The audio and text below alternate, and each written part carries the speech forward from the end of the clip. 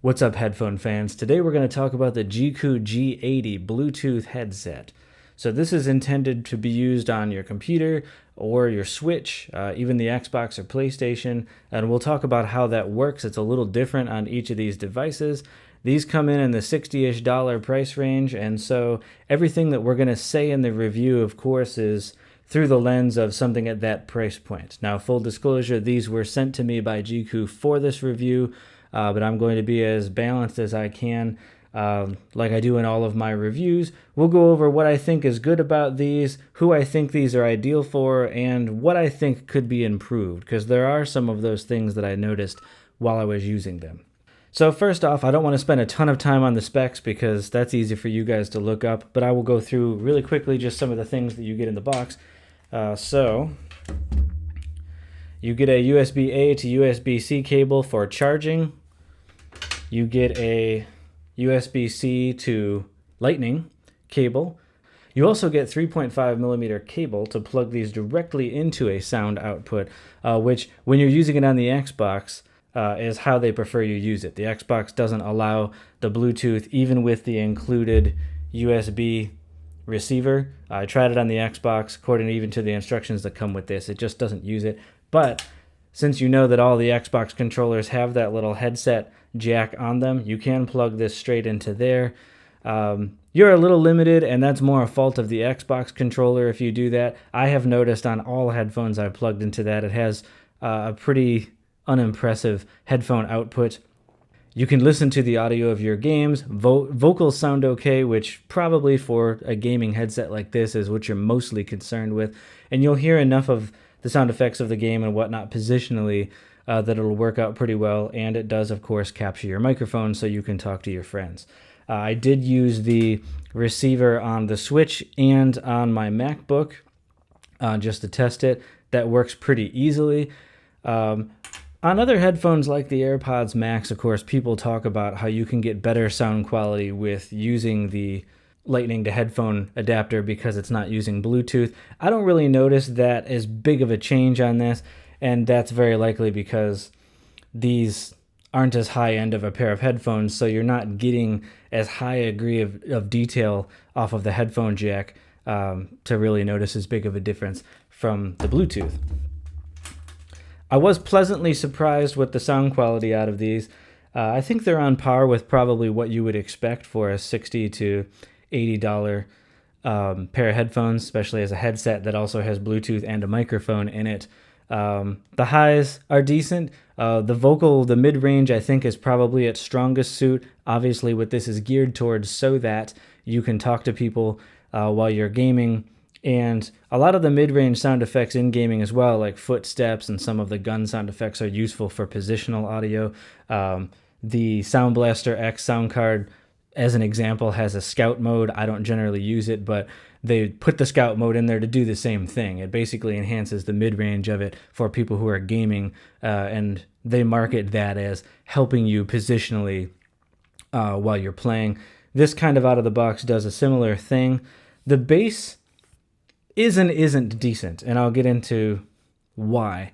So it's okay. When I've listened to some fairly bassy music, including some stuff by The Weeknd, it did an okay job.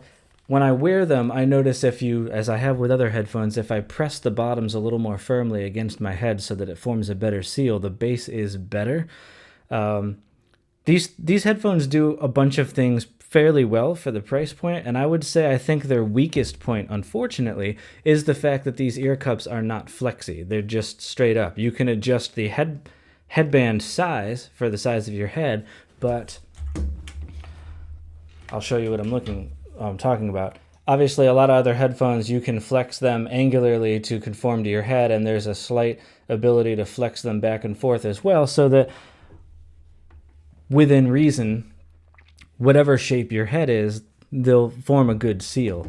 These, because they don't flex in any way, at least on my head, I find that at the bottom there's just a gap all the time. And so it's not as comfortable as it could be, and it does rob you of some of the bass response, which is a shame because, like I said, when I push them against the head, the bass is better than what I tend to hear. So for someone with a head shape like mine, you're never really hearing what these are fully capable of in terms of bass response. And while the headphones I just showed you are a significantly more expensive pair of headphones, you don't have to spend that much to get that kind of feature with these. I have seen flex ear cups on all kinds of headphones, and so I would say that's probably the greatest shortcoming of these, is that they don't do that. You just don't get the flexibility with head shape. Now that said, the ear pads are nice and cushy. They're pretty comfortable. I have no complaints on there. The clamping force is also fairly minimal. I've worn a lot of headphones where after a while of listening, it really just feels like it's pushing in on the side of your head a lot. I don't feel that with these. So I consider that a plus, especially for gaming, because you're probably going to be sitting for a good length of time doing it.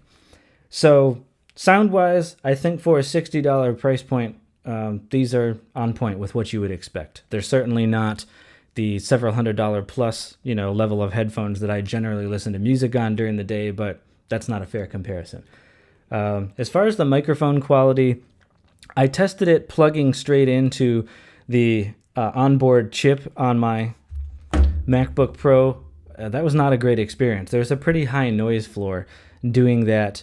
I plugged them into the headphone jack of my Sound Blaster X sound card. The sound quality and the noise floor were significantly better doing it that way, but oddly, the overall volume of the recording, even turning my recording volume all the way up, was still minuscule.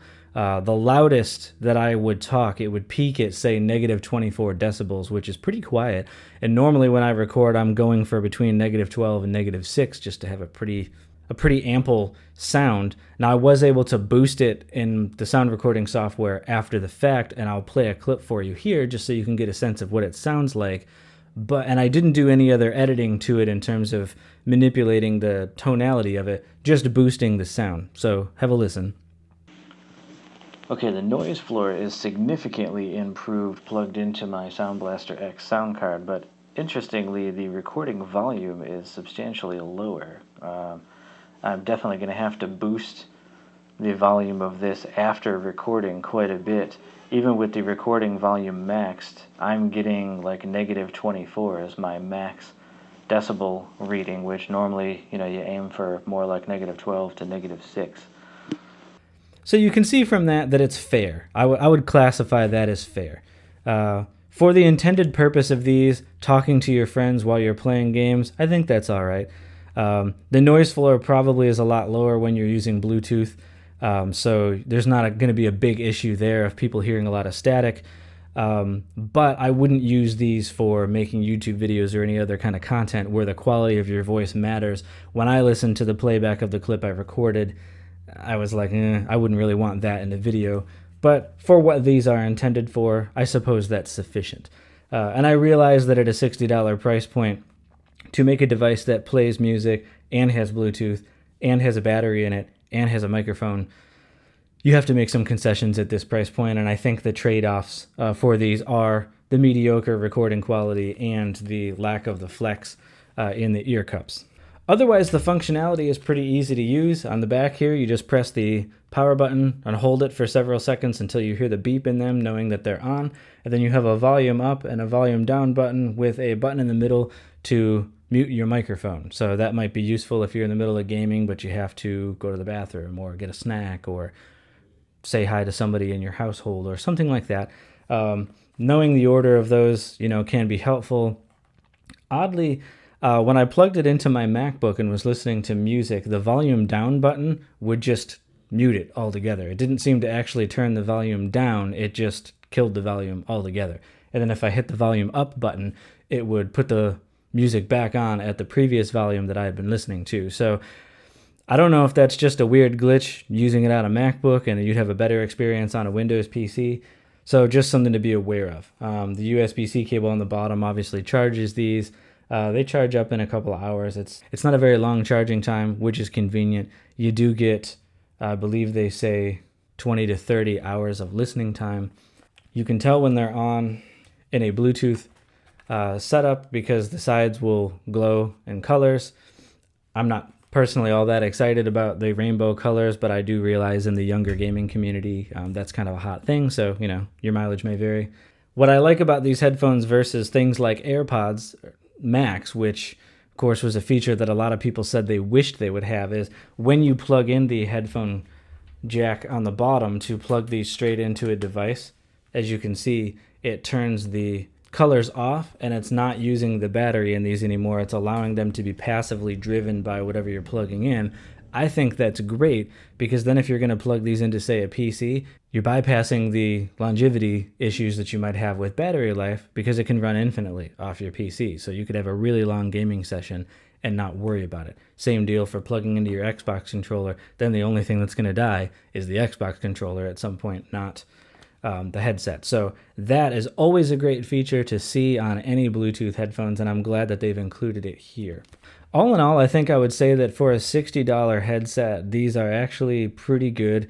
Your mileage may vary on the fit, like I was saying a minute ago, because of the shape of your head and that they don't swivel. If they're looking for feedback on a subsequent model, I would definitely say include the swivel. That should be just a standard feature in any headphones. But otherwise, I think at the price point, they did a decent job of providing cushy ear pads and the ability to tick all the major boxes. Yes, it has Bluetooth with fairly low latency. Yes, it has a microphone that is usable, and the sound quality is decent at this price point. It's certainly better than some of the other cheaper Bluetooth options that I have reviewed in the last couple of years. So if you're in a position where you're looking to get a gaming headset and you're on a budget, and you're looking to spend, between $50 and $70 in that range, and you just want something that allows you to talk to your friends and has a pretty decent battery life for, long gaming sessions, I think these are a pretty good choice. If you are more of an audiophile where you want the actual sound effects of the game to be a lot higher end and more realistic, or you are in a scenario where you might use these for live streaming, so you're going to be recording your voice while you're playing, I might opt for a slightly higher price point, just to make sure that the sound quality and the mic quality are a little bit more on point, because by the time you're live streaming and you're being listened to by a lot of people, especially if they're going to listen to your voice for a length of time, you want to make sure that it's clear and that it sounds good for broadcast. And so this may not be ideal for that, but again, I don't know that these are necessarily aimed at that type of person. Just be aware of it. I hope that was helpful for you guys as a general overview of these. Those are my impressions using these for a couple of weeks. If you have questions about something that I didn't address in the video, leave them in the comments below. I'll answer them if I can. And otherwise, thank you, Jeecoo, for the opportunity to try these, and I'll see you guys in the next video.